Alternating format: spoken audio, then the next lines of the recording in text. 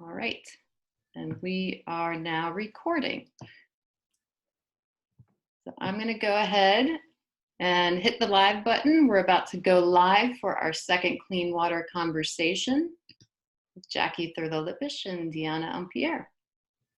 Hello.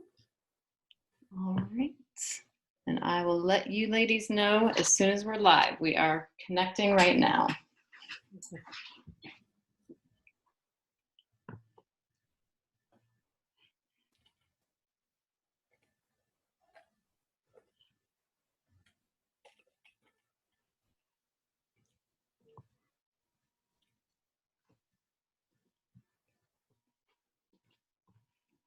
Okay, we are live on Facebook, and I want to welcome everybody to our second clean water conversation that's being hosted by Friends of the Everglades. I'm honored to be joined today by Jacqui Thurlow Lippisch and Deanna Umpire. I'll tell you a little bit more about them in a minute. But first, I want to tell you about why we're doing this. Even though the world has been turned upside down the last couple of months, news about water policy and Everglades restoration has been fast and furious, and we've really found it to be important to reach out to Floridians at this time to keep them informed. So we had a first clean water conversation back in April so that we could let people know the latest on the Lake Okeechobee operations plan. And we're having one today to talk about the Everglades Agricultural Area Storage Reservoir. This is a long anticipated project, and there's some news on it that we want to fill you in on. And Jacqui and Deanna are great experts on this. They've studied this issue for many years, and I'm just really honored that they're here to join us today. So to those of you joining us on Facebook, you can submit questions in the comments, and we'll watch for those, and we'll do our best to answer them. We're going to spend about an hour chatting, and I hope that those of you watching have a sandwich or some soup or salad and can just kind of be comfortable and enjoy your time with us. Get informed while you enjoy your lunch break because we still have to take those. So now on to our guests. Jacqui Thurlow Lippisch, I've known for many years, and she is a member of the governing board of the South Florida Water Management District. She's also a former Sewells Point Town Commissioner, and really a lifelong educator as I think of her. She once was a teacher and approaches everything she does with an educator's mind. So welcome, Jacqui. Thank you. Deanna Umpire is an organizing representative for Sierra Club Florida, and she coordinates restoration efforts for the Everglades for Sierra Club, and previously worked as a scientist for the South Florida Water Management District. And Deanna, as I was looking at your bio, I noticed you went to Cornell University, and I just have to mention that because I was in. Welcome, Deanna. Thank you. So we're going to talk a bit about the Everglades Agricultural Area Reservoir, and that is really kind of a long-term to describe a long-anticipated project that would restore the semi-natural flow of water south from Lake Okeechobee to the Everglades, at least in concept. So I am going to share my screen here so that we can look at what we're talking about. And bear with me for a moment. Okay. And hopefully you all can see that.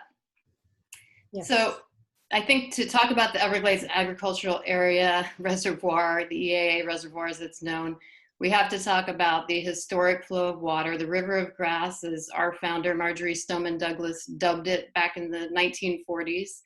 And it describes the flow of water from the Kissimmee region, I'm going to use my pointer here, up north of the lake, down into the lake, and at one time it slowly meandered down to the Everglades, and slow enough that it could be cleaned as it reached there.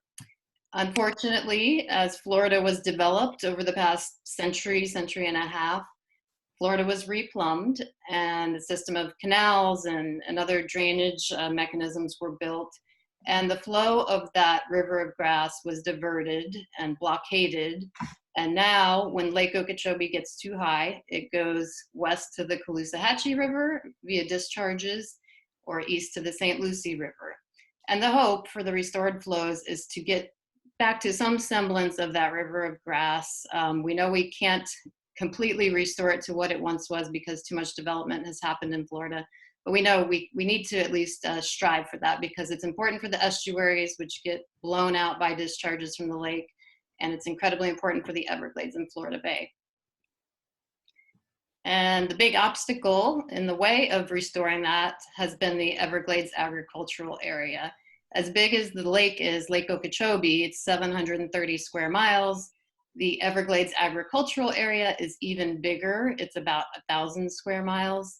And farms that have been built over the decades and irrigated over the decades south of the lake stand in the way of restoring that river of grass. And that's the big obstacle there. But the current system gets us really bad things. Jacqui and Deanna, I know you've seen these images, and the one on the right, Jacqui, was taken, I believe, by you. And Jacqui's been great about documenting our water quality issues from the air. So on the left, you can see an toxic algae infested canal in Cape Coral. This was in 2018. And on the right, you can see streaks of blue-green algae in the St. Lucie Canal coming out of the canal toward the St. Lucie River. So this is what it gets us. And we have a growing body of evidence that shows that not only is that ugly and smelly, that toxic algae, but it's also incredibly damaging to human health. It's cyanobacteria, also known as blue-green algae, is linked to ALS, which is Lou Gehrig's disease, and other neurodegenerative diseases. Very scary stuff. And actually, Ohio State University identified that toxic algae blooms are linked to fatal liver disease too, non-alcoholic liver disease. So this is why we care, and I just felt it was important to mention that to orient us, these huge engineering projects, to the human element. And we've been talking about the lake and the estuaries, but of course, the Everglades is key to this. Everglades needs water, clean water, has for many, many years. And Florida Bay, south of the Everglades, needs water as well. It suffers from hypersalinity. And all of these elements led to a call to buy the land south of Lake Okeechobee so that a reservoir and water treatment area could be built to move water south from the lake to the Everglades. And to buy the land, we need to talk about who owns the land. And that is mainly large sugar farms. And I won't go into all the details of this map, but it's important to know that two large sugar companies own most of the land in the Everglades Agricultural Area, Florida Crystals and US Sugar, and subsidiaries of those. So that's challenging. And there was a call to buy the land, as much land as 50,000 acres or more.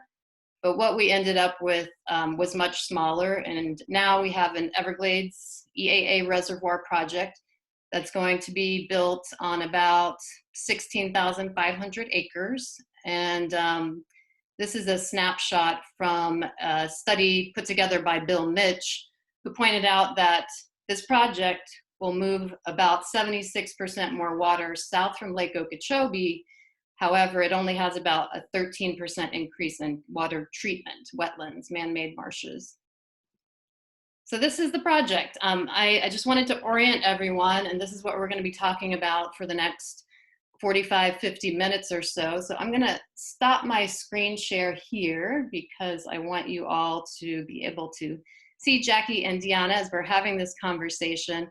And I think we'll jump right into it because there is news to discuss. Jacqui, can you tell us a little bit about the latest news on the EAA reservoir?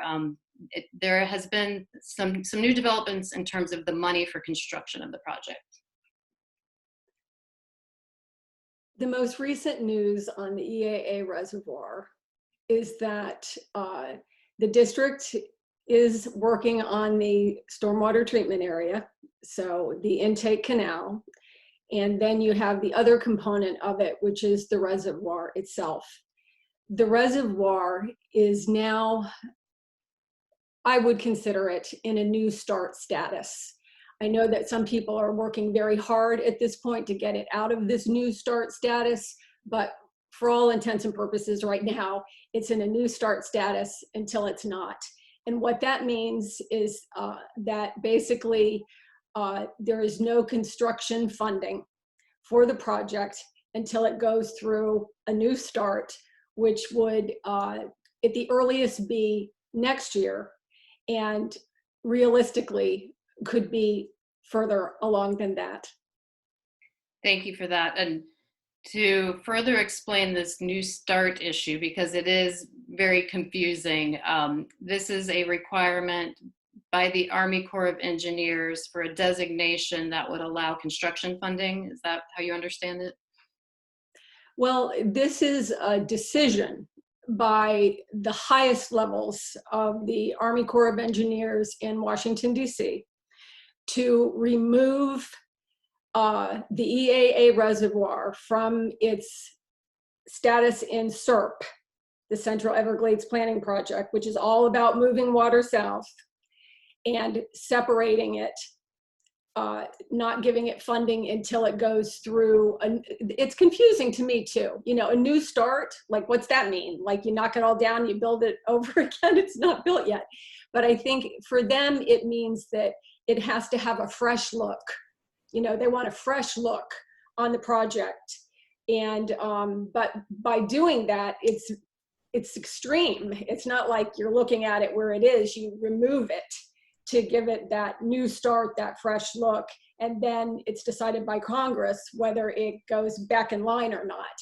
So it's a tremendous fallback from where the hundreds, if not thousands of people fought, and politicians too, Joe Negron led it, to achieve this incredible goal. And so I'll try to stay calm about it, but okay.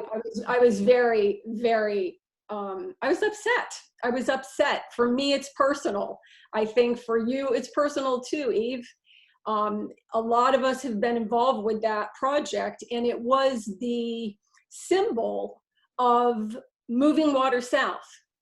And so I am hopeful, but I am ready again to fight for the EAA reservoir, and I'm sure many other people are too.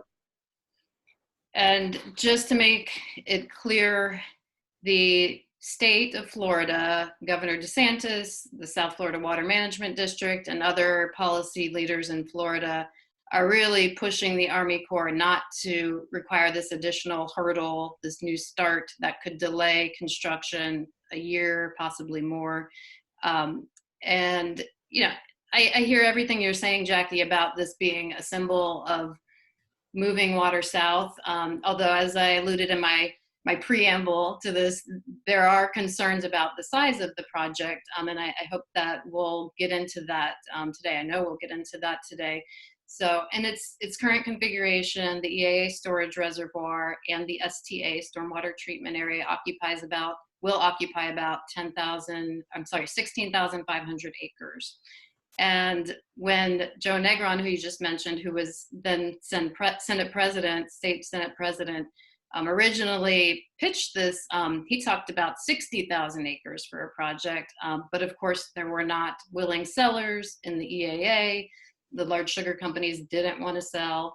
And we've landed on a much smaller project, a deep reservoir with not a ton of treatment areas. So Deanna, I want to ask you about that in particular.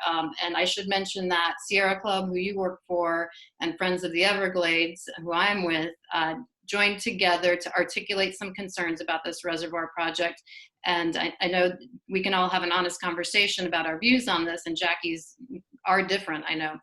But Deanna, talk about what your major concerns are. There were 20 on that list, but what are the top ones?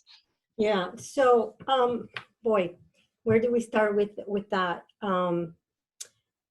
First, it's important to convey what SERP had actually envisioned.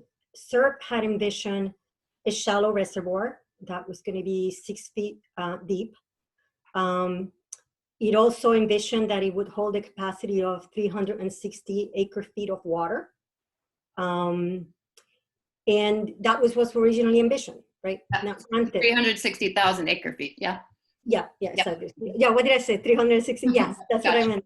Yeah, I forgot the K.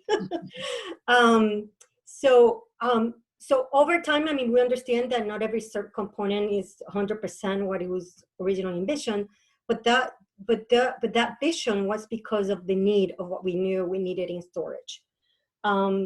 So one of the concerns is obviously that this reservoir that now has been envisioned, it's smaller. It's a third smaller than that, right? It's 240 instead. On top of that, it was envisioned that obviously if we were going to have something that was 6 inches deep with that much storage, then you would need at least 60,000 acres, right? For that, just for the reservoir, not including what would be needed for treating of that water. So instead, you know, we ended up with something that was not what we fought for.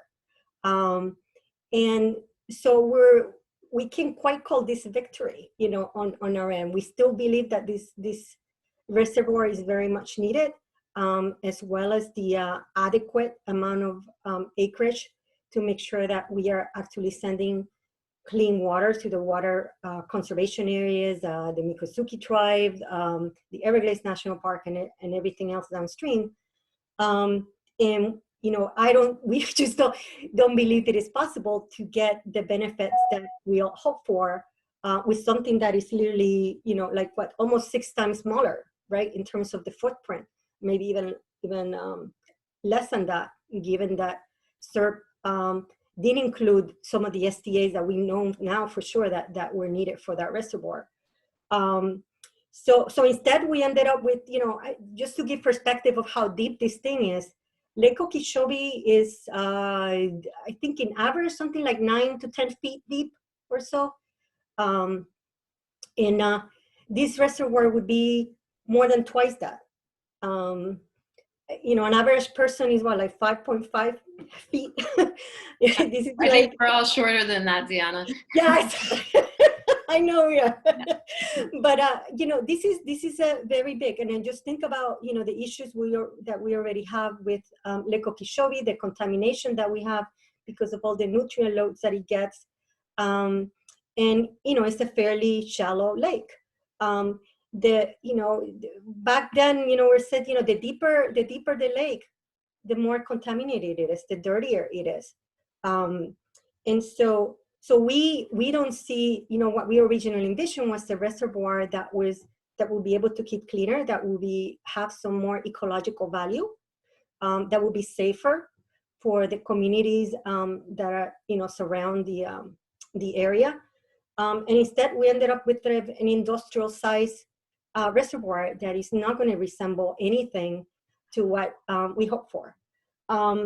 We also have a lot of concerns, and you know, later on I can go in details. I mean, I'll be very honest, last night I was doing my science test thing and I went to sleep looking at documents and all that to try to explain just how critical it is for this project to be rethought and use this opportunity for making improvements. But if you look at, for example, when the Water Management District, you know, unfortunately the SB 10 as it was written, it kind of rushed the district to do their analysis and the alternative analysis.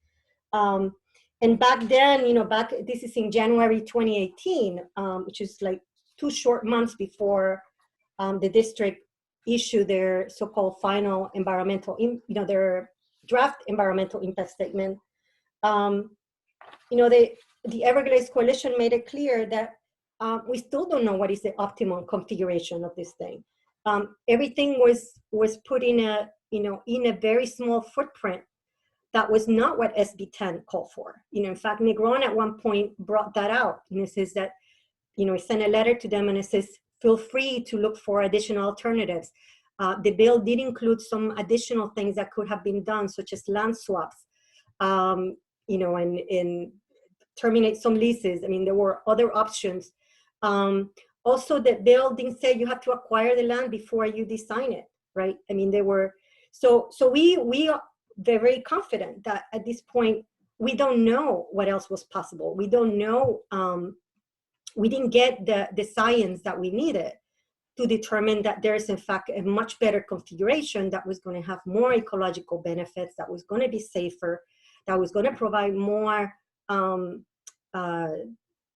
relief to the estuaries, more water in the dry period to Everglades National Park and the water conservation areas in Florida Bay, especially when we know in fact, somewhere in here, I'll quote it later in a moment. But back in 2014, when SEP, I forgot what the Everglades Planning Project. Right, which is a combination of different components, right? And when it was written, it actually acknowledged that when SEP was envisioned in 2000, and it called for 360,000 acre feet of water, that what we know of the science now, we know that we need far more than that in the EAA.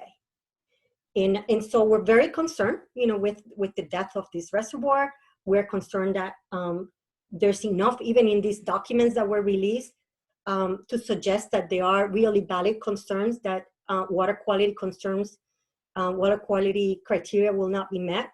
If water criteria is not met, that means that there's less beneficial flows, right? Because you would need more land in order to get those kinds of flows. Mm-hmm. And let me jump in there, Diana, and I want to get back to some of your details in a bit. So I definitely hear what you're saying about the 23-foot depth of the reservoir, the shrunken footprint.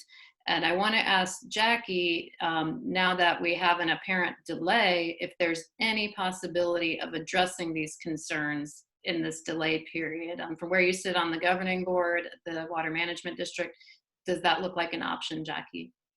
No. Would you like to elaborate?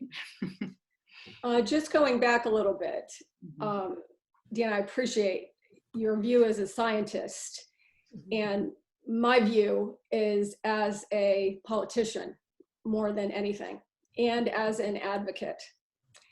And so it's natural that there are different perspectives on this goal. I do believe that part of what you brought up as far as the original EAA reservoir was really the original EAA reservoir that you're talking about, because if people have studied all of this history, they know that there was another EAA reservoir that fell apart. And I don't want this EAA reservoir to fall apart. And perfection is the enemy of the good. If you have a goal, you achieve that goal. This was an impossible goal that was achieved. Impossible. Absolutely. It got through the Florida legislature, okay? Then it got through Congress. I'm not going to go into all of the acronyms to twist people's minds up, but I think it can be clear to the average person, of which I'm one of them, that it got through the Florida and the congressional politics, which is our goal. And I cannot give that up.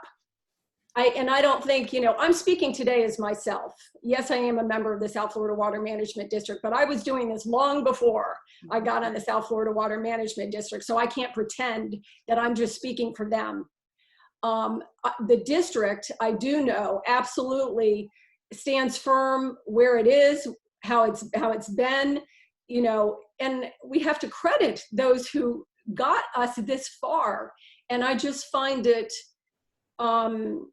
please don't take this the wrong way, but I find it disrespectful.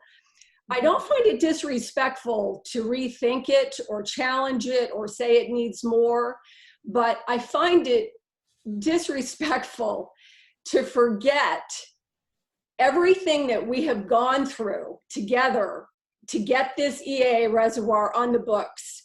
And the most wonderful thing about it is it brought all sorts of people together who would have never been together before, okay?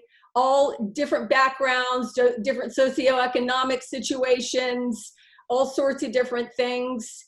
And you saw that picture that Eve put of people standing on the beach by the land. There were 4 other ones that were done too. My husband and I flew around in airplanes before there were drones, taking pictures of those events. People from every different neighborhood in Martin County and beyond. And yes, we may have achieved an imperfect goal, but we achieved a goal. And if you ever want to start moving water south, you have to hold where you are, get what you can get, and then go back and renegotiate it. But if you're going to try to renegotiate it now, I might as well go back to teaching, which might be fun, but that's not my goal. My goal is to take us to the finish line. And I know that that is Governor DeSantis's goal too. And yes, I'm sure he will be working very hard when he doesn't have to, be swarmed with COVID-19 problems, to be doing everything he can to fulfill Executive Order 1912, which puts that reservoir in the highlight of the district's goal for this time. Okay, so you answered that crystal clear, Jacqui, and I appreciate that. And having followed this story for about a decade myself, and certainly remembering well the buy the land chant and the aerial view that we saw in my slideshow at the beginning, I'll just add respectfully as well, because I respect you very much, that we didn't buy any land for this project. It's only being built. 500 acres.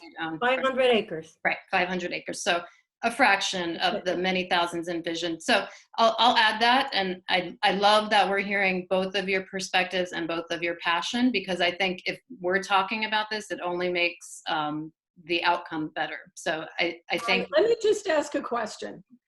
Why didn't we buy any land?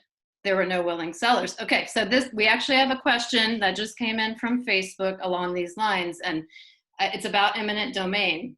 And Jacqui, I have a vivid memory of you during the Senate Select Committee hearing. On Joe Negron's legislature, yes, the Indian and Stewart, I was in the audience. Much better then.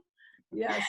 I was working as a journalist. You were up on stage and you said we should consider eminent domain, and my jaw dropped, and I wrote about it at the time.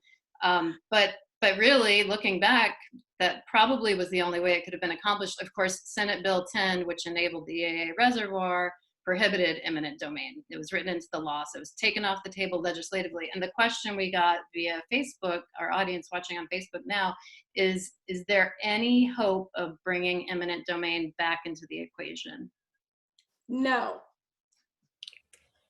Yeah, I disagree.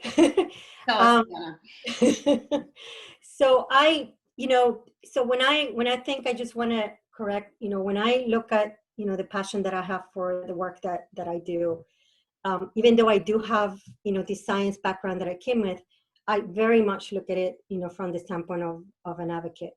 And I think of all those voices, all those thousands of people that did work so hard to make sure that we acquired the land that we needed to envision this actual, more restore wetlands and all the other benefits that come with that. So to me, so to us, Sierra Club, we want to be able to support definitely a reservoir project and all the associated treatment wetlands that are needed, that is needed. It's, I think of, for example, people like Marjorie Stoneman Douglas. I mean, she didn't want to settle for less, and she never did. She says, we just started the fight. She didn't settle for less. And I like to think that that's the spirit, that we are using once again to say that there could be political will again. I mean, back in 2008, who would have imagined, right? We had a governor that actually sat down, with U.S. Sugar and work on that. Situation shifts, economics change. The companies, their portfolio of what they want to do can change. All kinds of different things can change that may actually open the ability for them to negotiate and think about other strategies that could be used. We're not to say that, eminent domain is nobody's favorite tool, but when that tool is available, it provides a mechanism, it provides an ability to have that discussion. And yeah, certainly having taken that away in SB 10 was definitely, very problematic.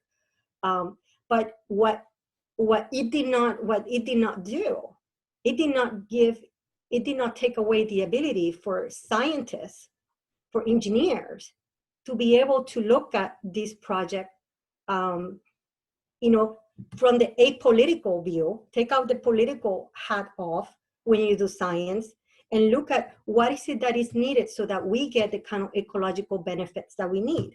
And so, and the other concern related to that is when I look at, you know, how the water managers district, how things have been framed and worded, it hasn't been very truthful in terms of being able to say exactly how much benefits this project, and by this project meaning not just the reservoir, but the STAs, the canal changes that are being planned, and the operational changes that they also putting in place to the lake and so forth. How many of those things are really above what SEP was already going to provide? And, you know, and one example I have, and, you know, this is like in one of the documents, you can quite see it here, but it was the graph that basically show, and I'm just using this as one example. It showed, you know, for modelers, you know, they do a period of record. This was like a 41-year period of record. And they look at the number of times that the salinity envelope of the Caloosahatchee would not be met over this period. And between SEP, you know, meaning the projects that were, you know, authorized and nothing changed, it was really, you know, about 22 months of difference. And when you look at what the reservoir, meaning, again, when I say reservoir, I mean the reservoir and all the other components associated with, you know, with this project, it would only decrease that by 9 months. Now, let me tell you what that really means. What this shows in here is that the number of bad months of flow, okay, will be from the existing conditions, which is 92 months of bad months, meaning out of how many total months, Diana? Out of this doesn't have the total. No, now 92 is basically saying, think about the 41 years, right? 41 years times 12, right? So if you have 92 months, that would exceed that that envelope. Mm-hmm.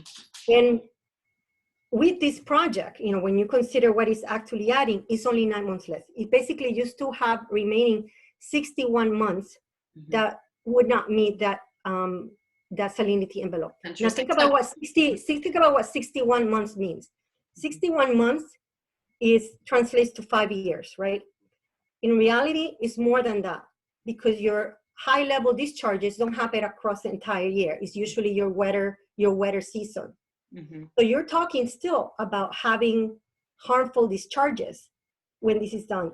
And I just, you know, when I looked at this, that was one of the questions that I have for the district a number of times that they never answered, which was, what exactly is it that this project is providing far above what it had? Because I wanted the truth to be there. You know, if people want to celebrate something, celebrate the truth. Don't celebrate something that is being framed incorrectly. So let me jump in there, because we have a follow-up on Jacqui's answer to my last question, a question from Facebook. Somebody's asking you to explain why the eminent domain answers a simple no. It's a simple no, because it's no. I'm in the politics of it now. I don't always like this place, but I go here because I can figure out how to achieve things. It is not, how do they say it? You know, this is not the will, or this administration would not support that. Okay, so it's a political realist. This administration would not support that, nor did Rick Scott's administration, and especially Mr. Scott's administration changed a lot of things within the law to make eminent domain even harder, and how it was attached and part of the negotiations in SB 10. You know, yes, in a perfect world, if I were just Jacqui Thurlow Lippisch, like I was and still am, but you know, 10 years ago or whatever, I was the mayor of Stools Point saying, take the sidewalk, take the sidewalk, take the lands, you know, forget it, just take it. Well, now I've kind of grown up a little bit, and I'm not saying it's better, it's probably worse, but I have to be honest, as we're just talking about. And the honesty is, there's no taste for it right now. The hope would be that there were willing sellers, and there are plenty of reasons for people to be willing sellers: sea level rise, subsidence of the peat, disdain against the sugar industry because of health reasons, put politics aside. I mean, I think part of the reason that people pushed back so hard on it, when I asked you the question, why didn't any lands get bought? There was a lot of pushback from the industry and from individuals. I think a lot of that was because we said, or they thought the government was going to take it. You know what I'm saying? If somebody tells you they're going to take something, you're going to try to hold it. If somebody's going to try to take your constitutional rights, you're going to push back.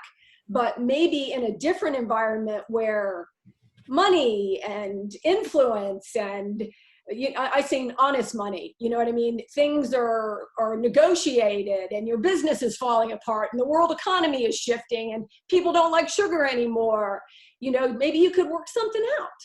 And that might just be faster than eminent domain, which could take, 10 or 25 years. That's a good point, an interesting point. And it's a great time to ask you about the circumstances in which you came onto the governing board. So Governor DeSantis was elected in 2018, an awful, awful year for both northern estuaries in terms of toxic algae. He certainly was helped by a clean water movement, and the fact that he vocally stood up to Big Sugar on the campaign trail, famously called his opponent Adam Putnam the errand boy of sugar. And I never thought I'd see a leading gubernatorial candidate say that on the campaign trail. And he's elected in November 2018, takes office in January. And before he takes office, the old governing board of the Water Management District signs a lease with a subsidiary of Florida Crystals for land that was needed for the EAA reservoir. And of course, DeSantis comes in January, asks for all of their resignations, and a new board was appointed, and you're one member of that new board. So that's a long way of asking you what the new board, yourself included, can do with that momentum. There was a real standing up to special interests in a way we've never seen it before, but how can that translate into action and better protection of our water in the Everglades and estuaries? I think that, again, we have to keep our eye on the prize. We have to keep our eye on the goal.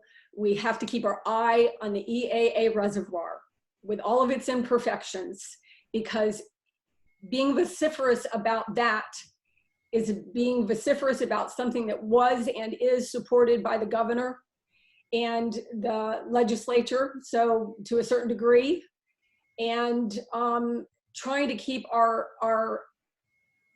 eye on not being afraid to be vocal. I think the board's been great about being vocal, especially in the beginning, as that happens with a lot of things, just like in a relationship, you're always on your best right in the beginning.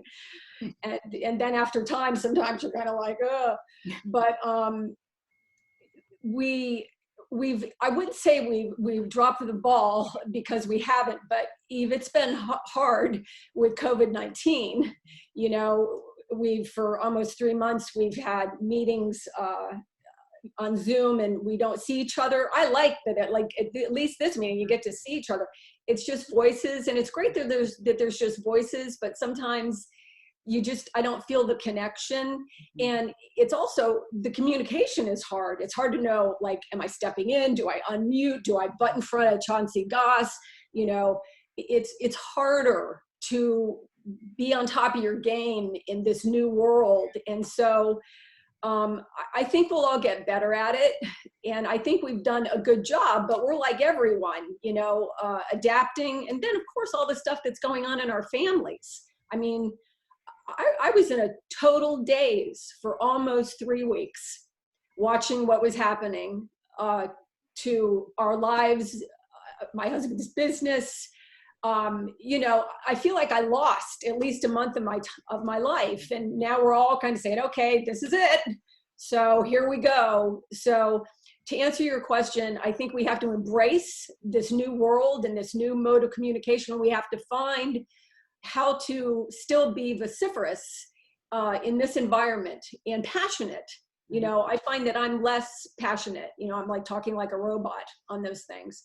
And I will try to be better myself at that. You're not talking like a robot today. I wanted to address this issue, if you don't mind me just going back just a little bit on Yeah, this. and Deanna, we do have a question for you on Facebook. Do you mind if I ask you that real quick? So the question is, do you, Deanna, or Sierra Club want a start over, you know, on the EAA reservoir, or do you think the plan is salvageable if we go ahead and work to improve it? I think it is possible to improve it. I think that there's, you know, one of the things that we need to remember, that the Water Management District, what they issued was the draft EIS. The draft EIS was never finalized by the Water Management District. You know, a typical NEPA process involves that you take all the input that was received by various stakeholders, and you use that information to go back and look at, you know, do you need to revise your alternatives? Do you need to revise and do some additional analysis? And they didn't.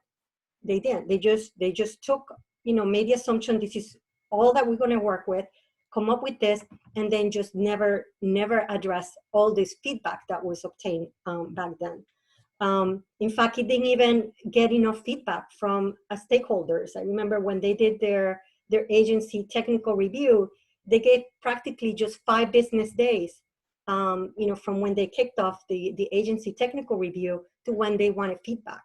And on those are just, you know, symptomatic of the issues that they needed to address, you know, and that's, so I would say that we definitely want to, I wouldn't say necessarily start everything from scratch, but we certainly want to make sure that they include analysis of other alternatives, because at this point, to say that this is the optimal configuration, which was something that SB 10 did have in the language of SB 10, is incorrect. We don't know if this is the optimal configuration because they decided to put a restriction on themselves on what alternatives they would evaluate. Do you have a number in mind in terms of how many additional acres we should reasonably shoot for? Right. So it's a difficult thing to answer, but let me just give you some ideas of some of the, because there's different numbers depending on who you ask. And obviously I didn't run models and stuff, so I can't quite, but when you look at, you know, for example, William Mitch, who, you know, Dr. William Mitch, He's who from look at the data. Florida. I'll just tell the audience he's from Florida Gulf Coast University, and Friends of the Everglades hired him to do an evaluation of the EAA reservoir and whether it would work. And he indicated it would come up short. Go ahead. Right, exactly, yeah. And so, and again, we're talking about, you know, a world-renowned wetlands scientist.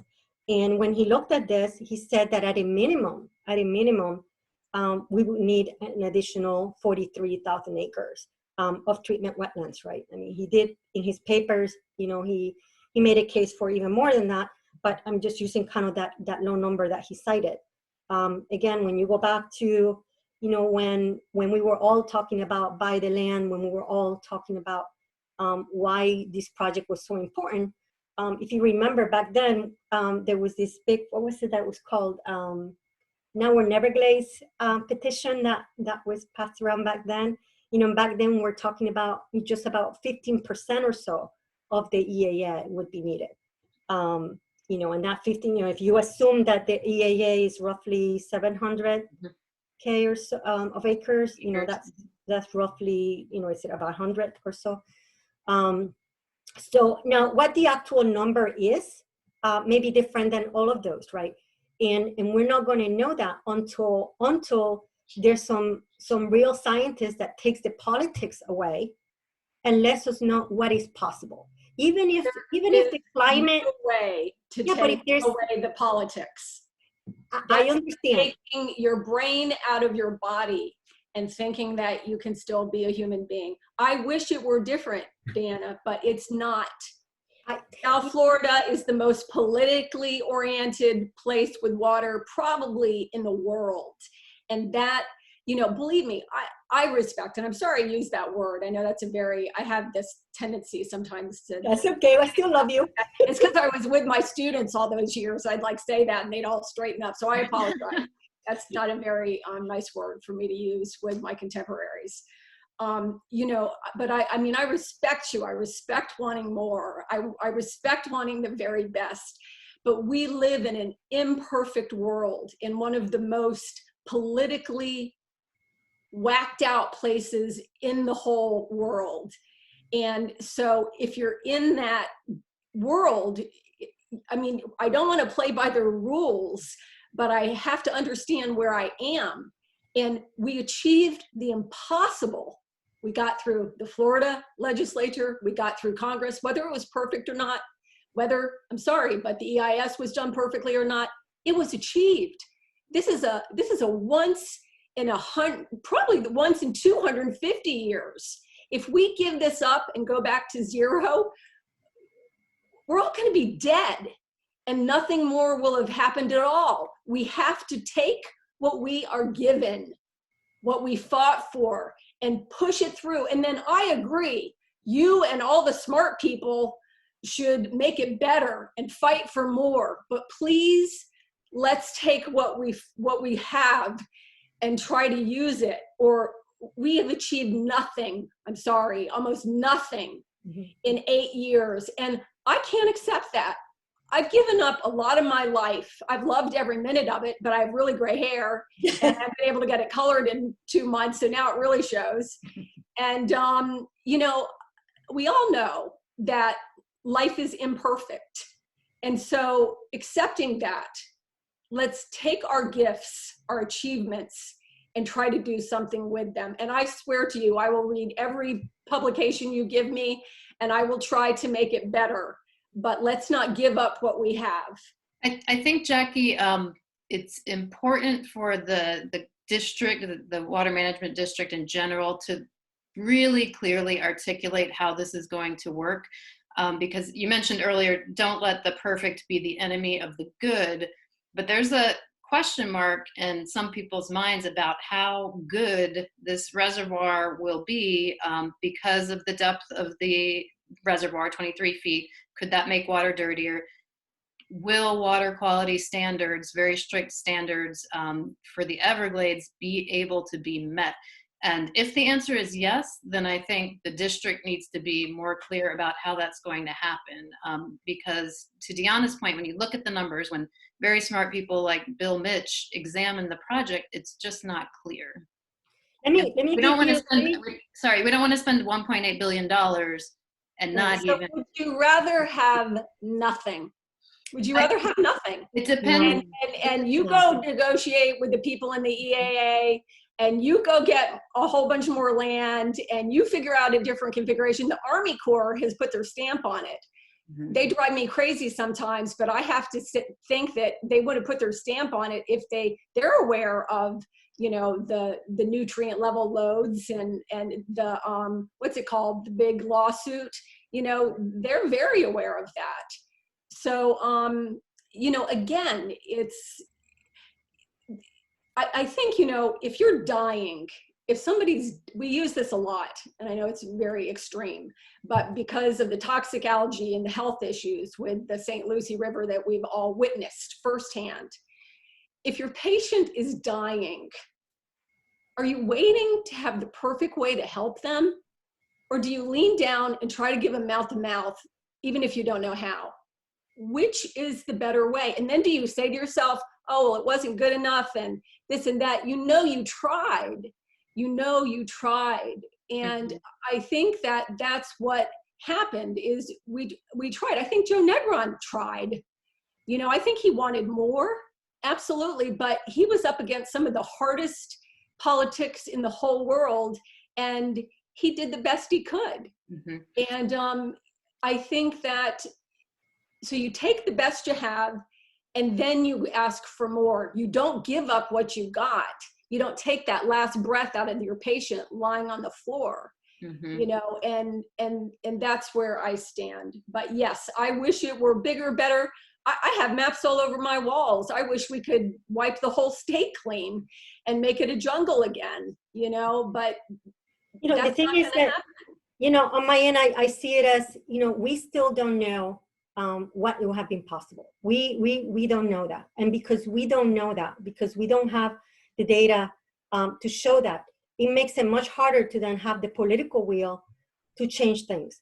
I mean, right now we know, for example, that there's close to, you know, somewhere between 18 or 20,000 acres of land that is leased in the EAA, that is in public ownership, but is not serving a public purpose.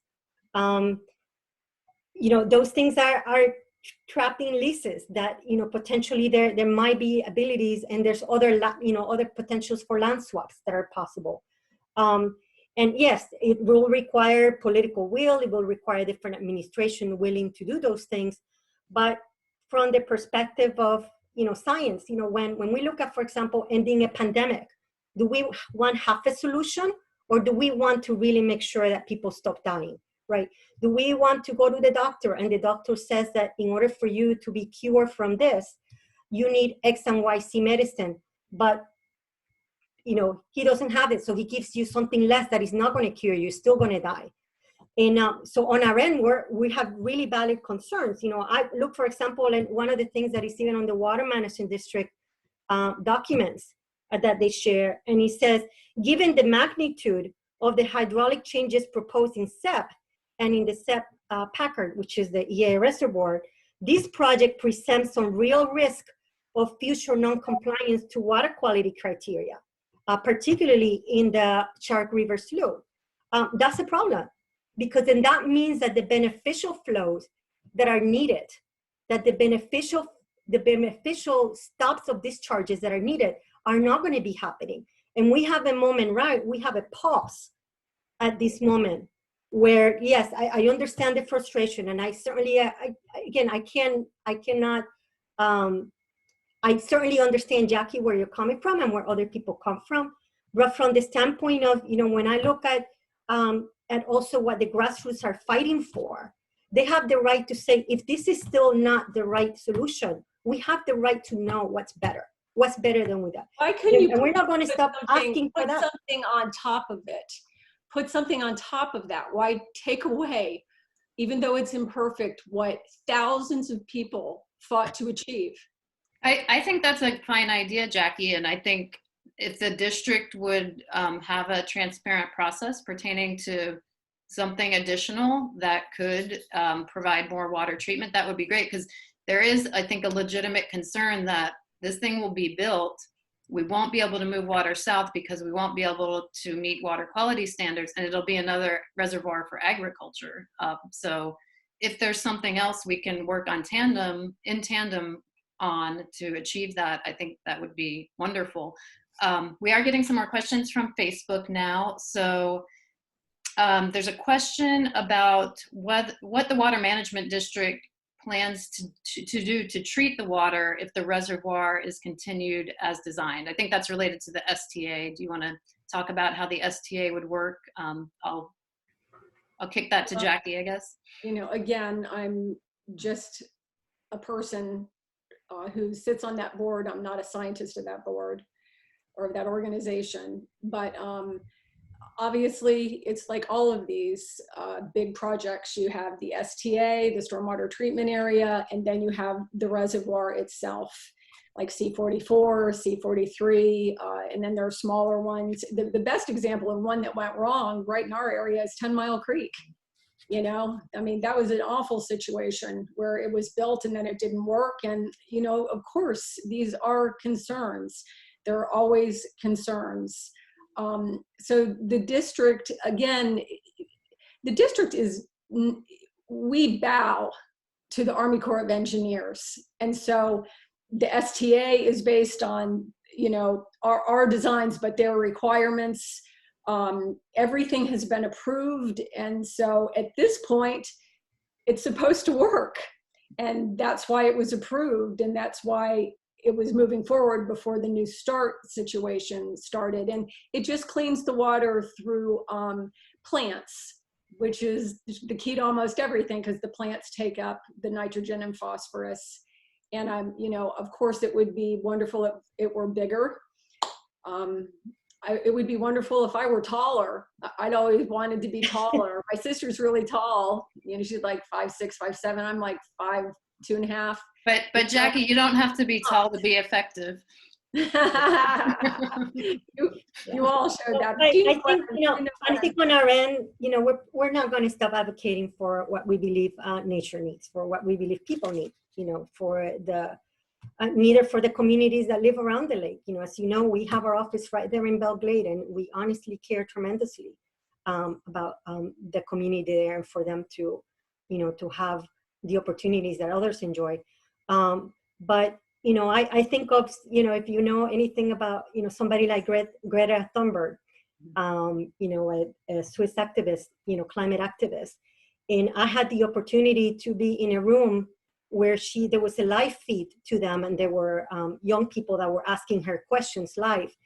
And one of them, you know, what would you say to people that, you know, that want to settle for less, you know, and that was, again, with the question was within the context of dealing with the climate crisis. And she says, why would I settle for less? And her answer, literally still to this day, makes me cry, because she said, why would I settle my future? Why would I ask for less of my future? I deserve to, you know, to have a future where we can enjoy these things. And we deserve, Florida deserves to have a healthy Everglades. We deserve to have what is needed to make sure that we have a resilient communities, that we have plenty of wildlife. We've taken so much habitat away. You know, we live with this human-centric mentality as if we're the only species on this planet. So no, I mean, I can tell you that we'll still love you, Jacqui. We'll still love, you know, we certainly appreciate that the tone at the Water Management District has shifted, and there's some more civility. But we are going to still be just, you know, as strong advocates as we were back then, to say we're not going to settle for less. And there is, right now, I understand this is frustrating, but there is a real window of opportunity until the backhoes are in there and actually constructed the reservoir. There's a window of opportunity for scientists, which is what they went to school for, to do science, not to do politics, to go and look at this and give us something that is going to work. Because what ended up happening during the entire EIS process is we didn't get meaningful input. They didn't address the concerns of many stakeholders. They rushed the process through. Everybody assumes that this has been okay. This wasn't really okay. The Assistant Army Secretary prepared a pretty, you know, significant report with a lot of concerns. There were other concerns that were never addressed. This wasn't sent to Congress by OMB, you know, the Office of Management and Budget, because it was approved. It was just okay for Congress to make a decision. So, you know, I think there's a window of opportunity, and certainly, as you can probably imagine, we're going to keep pushing for it. There is, and there's also a reason why it was pushed, because the patient is dying. And so may we all together work harder for a better Florida. And I am here to bring you by the hand into the South Florida Water Management District building and get you every answer that you want. And I'm sorry if it's been difficult for you to get some information, and I'm sure they've done the best they can, but agencies are frustrating. Mm-hmm. They're frustrating sometimes for me. I understand. I work for them. I want to work together. I want to work together, and thank you, Eve, but I do not want to take my hand off the goal. We are hearing that loud and clear. We have just a few minutes left. I want to get one more question. This one also came from Facebook. It's a question about the Pride lands. It's public land already owned by the state that's being leased to sugar, and they're referenced in SB 10. Do you think there's an opportunity, if not to buy more land, to terminate more leases so that we can at least expand it without any huge reauthorization or massive overhaul of the design, Jacqui? again, I can't answer that question by myself. I can't. I'm one board member. I'm not a board. I think that that's a question that was asked a lot in the beginning and then kind of fell aside. And it's a really good question, you know, because there are thousands of acres of leased land. I think the catch is, you know, location, location, location. You know, if they're somewhere, it would be great if they could just take all the leased lands and let water be on them. But it seems like they're always trying to put it as a puzzle together, you know. So I would say people should advocate for that. And you can advocate for that or anything by just going to the district website. When you go there, there's a little orange button at the top that says, ask me, and you can write an email requesting or putting forth your ideas. Great. We'll share that link. And I think that's a great conversation for the governing board to have publicly. It's a new board. This reservoir was authorized during the tenure of a previous board, and to bring that to light. If there are unworkable constraints, let's talk about those. If there are some options, let's talk about those too. So we are at 1 o'clock, and I hope you ladies will indulge me because I'm going to share my screen again. And I think that the words of our founder, Marjorie Stoneman Douglas, who founded Friends of the Everglades in 1969, are very relevant here. We're talking about political realities, but if anyone embodies the fact that one person can make a difference, it's her. She redefined people's perception of the Everglades from a swampy wasteland to a national treasure, a river of grass. And she says here, there must be progress, certainly, but we must ask ourselves what kind of progress we want and what price we want to pay for it. If in the name of progress, we want to destroy everything beautiful in our world and contaminate the air we breathe and the water we drink, and we are in trouble. So those words apply to so much of the work both of you have done to make our waters cleaner. And I just wanted to share it because we think about Marjorie Stoneman Douglas every single day in our office, and everything we've been discussing this afternoon makes me think of her too. So thank you both so much. We've got more. I have one more quote from her. Can I say, and this Sure, is what she said, you know, and it'll be short. It says, it is from her. It says, if more and more of us continue forcefully and entirely to demand a balanced development of land, of salt and fresh water, of people, wilderness, farms, cities, appropriate industries, wildlife, recreation, such as the region can intelligently be expected to support, we can bring back much usefulness and beauty to a changed and recreated earth. And that's what I think we all need to do, to keep on forcefully fighting for that. I love it. Thank you both so much. I have a lot of respect for both of you, and I think conversations like these make our state better. So thank you for your time. Thank you. Thank you. Bye.